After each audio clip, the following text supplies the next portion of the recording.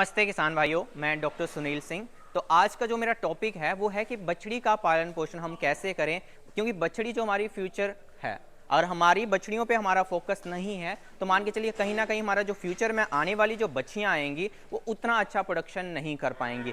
इसलिए आज का जो टॉपिक मेन बात करेंगे बच्चियों की ब्रीडिंग के ऊपर हम कैसे काम कर सकते हैं। तो सबसे पहले अगर बात करते हैं हम एक्जोटिक ब्रीड के बारे में, जैसे जर्सी और हमारे पास एचएफ है, ये एक्जोटिक ब्रीड्स हैं। इनकी बच्चियां कैसी कितने बॉडी वेट पे हमें इनको एआई करवानी है और इंडिजिनस भी। तो मैं स्टार्टिंग में इंडिजिनस पे बात करता हूँ। जो भी आपके पास बछड़ी है मिनिमम 3 क्विंटल की होनी चाहिए और उसमें 2 हिट साइकिल हमें मिनिमम छोड़ने हैं, ताकि आपको ये पता चल जाए कि उसके 2 हिट साइकिल कितने लंबे टाइम तक रह रही है, हीट कितने लंबे टाइम तक रह रही है, और उसी हिसाब से उसकी एआई होगी। और दूसरा है कि वजन जब भी 2 हिट साइकिल छोड़ेंगे तो कहीं ना कहीं उसके यूट्रस की ग्रोथ होगी और सही से कंसेप्शन हो जाएगी। कभी कभार फार्मर्स गलती कर देते हैं कि जो है बच्चिया को पहली हीट पे ही कंसीव करवाने की कोशिश करते हैं, फिर जाके वो रिपीट ब्रीडर बन जाती है। तो ऐसा भी हमें नहीं करना है। दूसरा हम बात करते हैं कि और एचएफ है आपके पास, तो एचएफ का जो है मिनिमम 350 kg पे अगर आपको ब्रीडिंग करते हैं, अगर आपको चाहिए 35 से प्लस दूध, तो आपको 350 पे एआई करवानी है।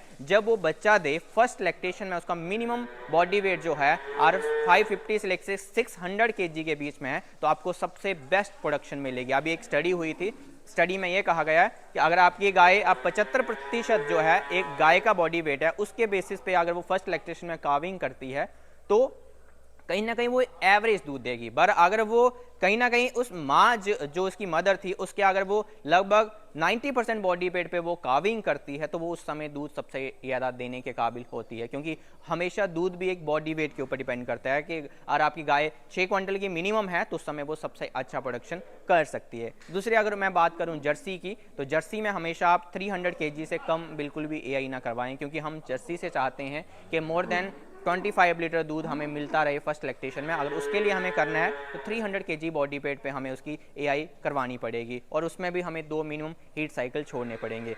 इसके सिवा हम बात करेंगे कि जैसे फर्स्ट लैक्टेशन की हमारे पास एचएफ है, क्योंकि एचएफ में चांसेस होता है कि हर बार जो है बच्चा फंसने की संभावनाएं बढ़ जाती हैं, डिस्टोकिया होने की संभावनाएं बढ़ जाती हैं। और सपोज कर लो एक बच्चिया है उसमें डिस्टोकिया हो गया, तो मान के चलिए उसमें क्या होगा, जब भी डिस्टोकिया होगा तो रिटेंशन ऑफ प्लेसेंटा होगा, रिटेंशन ऑफ प्लेसेंटा होगा तो पूरा का पूरा उसकी जो यूट्रस में इन्फेक्शन होने के चांसेस बढ़ जाएंगे और कहीं ना कहीं वो रिपीट ब्रीडर बनेगी। इसलिए इसमें भी जब बच्चियां हैं उनमें भी जब आप सीमेन यूज करना चाहते हैं तो उसमें 2 चीजों पर ध्यान रखें कि वो डिस्टोकिया उस बच्चिया को ना हो, क्योंकि वो बच्चिया फ्यूचर है और उसमें डिस्टोकिया हो गया तो मान के चलिए पूरा का पूरा उसका उम्र जो है बर्बाद होने की संभावना है। उसमें हमारे फार्मर्स को काफी ज्यादा नुकसान मिलता है। इसलिए हम ऐसे बुल का चयन करें जिनका जो साइड कार्विंग ईज है वो कम हो। हमेशा जितना साइड कार्विंग ईज कम होगा उतना बेस्ट आपकी जो बच्चियां होंगी उनमें डिस्टोकिया होने के चांसेस कम है। जैसे आपने देखा होगा स्पाइक हमारा बुल है, उसका साइड कार्विंग इज 1.9% है। इसके सिवा स्टनर है जिसका 1.6 है, सबसे कम। तो ऐसे अगर बुल की सिलेक्शन आप करेंगे उसमें क्या होगा, बच्चा फंसने की संभावनाएं सबसे कम होंगी। अगर बच्चा फंसने की उसमें संभावनाएं कम है तो उससे क्या होगा, किसान को कहीं ना कहीं ज्यादा फायदा मिलेगा। उसमें भी दूसरी चीज आपको देखनी है, हमेशा जो बॉडी वेट कंपोजिट है वो भी कम होना चाहिए जब भी आप उस बुल की सिलेक्शन करते हैं, फर्स्ट लैक्टेशन वाली हीफर में लगाने के लिए या फर्स्ट लैक्टेशन वाली गाय में लगाने के लिए। इस दोनों चीजों का आप यूज करना है। जब भी हीफर और फर्स्ट लैक्टेशन वाली गाय में आप सीमेन लगाते हैं तो उसमें साइड कार्विंग इस 2 से और कम है तो उतना बेस्ट आपके लिए है। और दूसरा है, जब भी आप सेक्सी में लगाएंगे तो as compare to male, females का जो भी हेड आएगा, जब बॉडी वेट आएगा एज कंपेयर टू मेल कहीं ना कहीं कम आएगा। इसलिए जब भी आप sexy man plus low side carving इस वाले बुल यूज करेंगे आपको डबल बेनिफिट मिलेगा, क्योंकि उसमें क्या होगा, कहीं ना कहीं कम चांसेस होंगे डिस्टोकिया होने के, जिससे ओवरऑल प्रॉफिट जो है बढ़ता जाएगा। इसमें दूसरी मैं बात करूंगा कि आपके पास अगर फर्स्ट लैक्टेशन वाली गाय भी है तो अगर उस पर आप 2 बुल है हमारे पास एग्जाम्पल के रूप में, एक बुल का जो है बॉडी वेट कंपोजिट प्लस में है और एक का साइड कार्विंग इज उसमें प्लस में है।